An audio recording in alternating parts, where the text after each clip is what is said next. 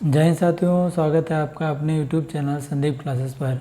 आज की वीडियो में हम लोग देखेंगे यूपीपीएससी के द्वारा जो आरओ की समीक्षा अधिकारी और सहायक समीक्षा अधिकारी की जो 2023 में वैकेंसी आई हैं उनके बारे में हम लोग देखेंगे और उसमें क्या क्या योग्यताएं मांगी गई हैं, क्या आयु मांगी गई है और क्या कौन कौन से सब्जेक्ट पूछे जाएंगे, उन सभी चीज़ों के बारे में हम लोग विस्तृत जानकारी इस वीडियो में लेंगे। तो देर न करते हुए इस वीडियो को शुरू करते हैं। तो आरओ जो की वैकेंसी यूपीपीएससी के द्वारा जो आई हैं उनका जो नोटिफिकेशन जो हमारा 9/10 से लेकर के 9/11 तक की ये हमारा आवेदन करने की तिथि है। लगभग 1 महीने का समय दिया गया है और इसमें जो आवेदन किया जाएगा वो ओटीआर के थ्रू किया जाएगा, यानी ओटीआर भी हमारा स्टार्ट हो गया है। ओटीआर करने के 72 घंटे बाद में हम लोग फॉर्म भर सकते हैं, यानी अगर आपको फॉर्म भरना है तो आप अभी इसको अप्लाई कर दीजिए, पहले ओटीआर भरिए और ओटीआर भरने के बाद में 72 घंटे में ये फॉर्म को आप लोग भर सकते हैं। तो जिनका ओटीआर भर गया है या जिन लोगों ने पहले ओटीआर भर दिया है उनको दोबारा ओटीआर भरने की ज़रूरत नहीं है, वो डायरेक्ट फॉर्म भर सकते हैं। लेकिन जिन लोगों ने ओटीआर नहीं भरा है उनको ओटीआर भरना बहुत ज़रूरी होगा, उसके बिना आप अप्लाई नहीं कर सकते हैं। इस फॉर्म की जो फ़ीस मांगी गई है वो जनरल, ओबीसी और ईवीएस के 125 रुपये पड़ेंगे और एससी एसटी के हम 65 रुपये पड़ेंगे तथा जो फिजिकल हैंडीकैप है उनको 25 रुपये का आवेदन शुल्क देना पड़ेगा। ये मिनिमम शुल्क है, ये आपको देना पड़ेगा। इसके बाद में आप लोग अप्लाई कर सकते हैं।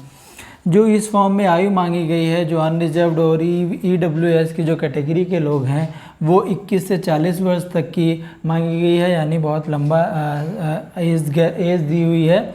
और एज में जो 21 साल की जो पूरा होना चाहिए वो 1 जुलाई 2023 को 21 साल का हो जाना चाहिए, वही लोग अप्लाई कर सकते हैं। यानी किसी भी व्यक्ति की जो 1 जुलाई 2023 को 21 साल पूरा हो गया हो वो अप्लाई कर सकता है। ओबीसी के लिए यहाँ पर रिलैक्सेशन, एज रिलैक्सेशन 3 साल का मिलता है एज ए यूपी गवर्नमेंट के अकॉर्डिंग, और एससी एसटी का जो 5 साल का जो रिलैक्सेशन मिलता है, यानी ये लोग 45 साल तक की मतलब भर सकते हैं। जिनकी एज 45 से कम हो वो लोग अप्लाई कर सकते हैं। तो ये आयु मांगी गई है 21 से 40 वर्ष तक की। अब हम लोग देखेंगे कि यहाँ पर पदों की संख्या जो दी गई है वो 411 दी गई है, आई हुई है। पहले जो नोटिफिकेशन जो पेपर में दिया गया था वो 181 पदों के लिए दिया गया था, लेकिन ये संख्या बढ़ करके 411 आई हुई है। इसके हम लोग देखेंगे कि जो वैकेंसी आई है वो किस किस विभाग में आई है और कौन कौन कितनी कितनी पोस्टों पे आई है।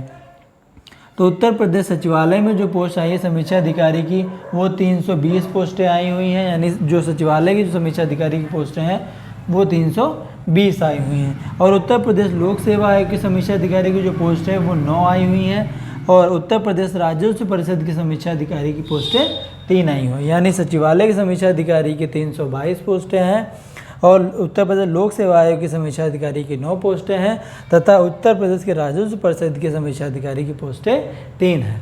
ठीक है, अब हम लोग देखेंगे उत्तर प्रदेश की सहायक समीक्षा अधिकारी की जो सचिवालय की पोस्टें हैं वो 40 हैं और उत्तर प्रदेश लोक सेवा आयोग की जो राजस्व परिषद की जो पोस्टें हैं सहायक समीक्षा अधिकारी की वो 23 हैं और उत्तर प्रदेश की लोक सेवा आयोग की सहायक समीक्षा अधिकारी की पोस्टें 13 हैं तथा जो उत्तर प्रदेश का जो लोक सेवा आयोग की सहायक समीक्षा अधिकारी की जो लेखा की पोस्ट है वो 1 है, सिंगल में। ये स्पेशल पोस्ट आती है, ये लेखा विभाग की होती है।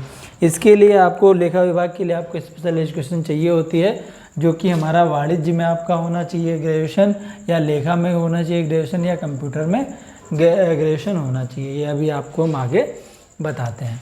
इस फॉर्म को भरने के लिए शैक्षिक जो योग्यता क्या होनी चाहिए, जो आरओ के लिए है वो सामान्य में आप किसी भी यूनिवर्सिटी से स्नातक होना चाहिए, ग्रेजुएशन होना चाहिए, बीएससी, बीटेक, बीए और बीकॉम जो भी होना चाहिए, सामान्य स्नातक चाहिए।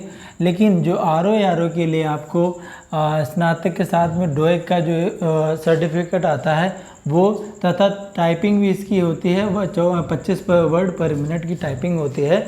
ये आपको सहायक समीक्षा अधिकारी की फॉर्म भरने के लिए आपको ज़रूरी होता है, वरना अगर डोएक के जो समकक्ष में है वो आपके पास डिग्री मतलब सर्टिफिकेट होना चाहिए, तभी आप भर सकते हैं। इसके जो विशेष पद आते हैं समीक्षा अधिकारी, सहायक समीक्षा अधिकारी में, उसके लिए कुछ और अलग से योग्यता चाहिए। वाणिज्य में स्नातक होना चाहिए, लेखा में स्नातक होना चाहिए या कंप्यूटर में स्नातक होना चाहिए। 3 में आपको स्पेशल जो पोस्टें आती हैं उसमें आपका स्नातक मांगा जाता है।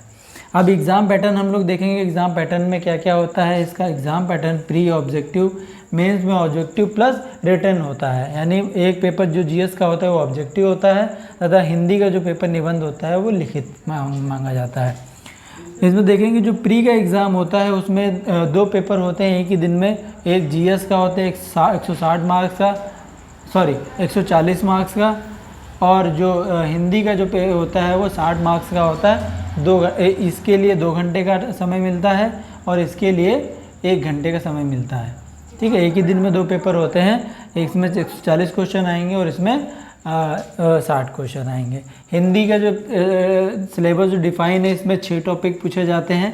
ये बहुत कम सिलेबस है, जिनको हिंदी नहीं आती है वो लोग हिंदी तैयार कर लें, बिना हिंदी के आपका सिलेक्शन नहीं हो सकता। जो सिलेक्शन दिलाएगा वो हिंदी ही दिलाएगी। 6 टॉपिक पूछे जाते हैं और इसका पेपर अच्छा होता है। और जीएस का जो 140 क्वेश्चन होते हैं उसमें history, geography, polity, economics, science, UP GK, UP special और करंट के क्वेश्चन पूछे जाते हैं। सबसे ज़्यादा इसमें करंट पूछी जाती है 21 से 25 नंबर की। तो करंट अफेयर, फिर हिस्ट्री, फिर ज्योग्राफी, फिर पॉलिटी, फिर साइंस, ये इससे आपका सिलेक्शन हो जाएगा।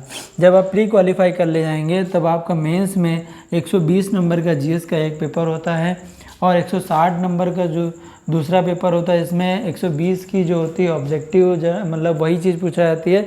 6 टॉपिक तो इसी के होते हैं जो प्री में पूछे जाते हैं।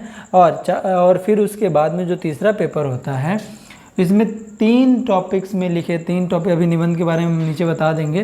3 टॉपिक लिखे जाते हैं, 3 टॉपिक पे निबंध लिखना पड़ता है। प्रत्येक जो निबंध होता है वो 40-40 नंबर का होता है, यानी ये भी जो होता है वो 120 मार्क्स का होता है। यानी जो मेंस होता है 120 का जीएस आती है, 160 की जनरल हिंदी आती है और 120 का निबंध आता है। यानी जो टोटल जो मेंस का पेपर होता है वो 400 मार्क्स का होता है। इसके बाद में आपका सिलेक्शन हो जाएगा जब आप तीनों जो टर्म है वो क्वालिफाई कर ले जाएंगे।